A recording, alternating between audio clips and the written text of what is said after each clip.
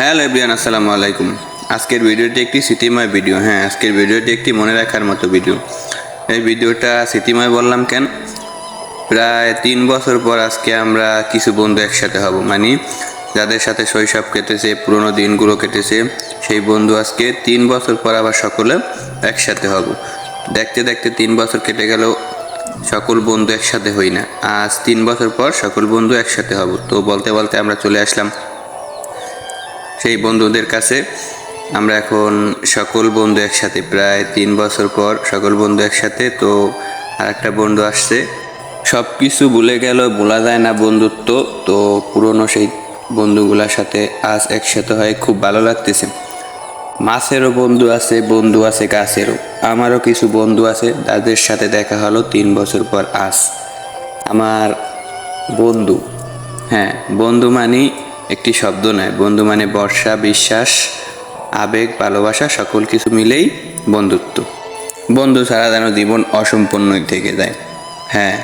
বন্ধু ছাড়া যেন জীবন অসম্পূর্ণই থেকে যায়। যার যার বন্ধু আছে সবাই একটু তাদেরকে আগলে রাখার চেষ্টা করবেন, কারণ বন্ধুত্ব ভেঙে গেলে ভালোবাসার চেয়েও খুব কষ্টের। তো বন্ধু, তোদের সাথে প্রায় 3 বছর পর এক হয়ে খুব ভালো লাগলো। তোদের খুব মিস করেছি রে এতদিন। তো এতদিন পর দেখা হয়ে খুবই ভালো লাগলো, আনন্দময় কেটেছে দিনটি।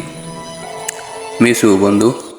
তো এতদিন পর সকল বন্ধু একসাথে হয়েছি, সেখানে যদি খাবারের ব্যবস্থা না থাকে তাইলে কি হয়?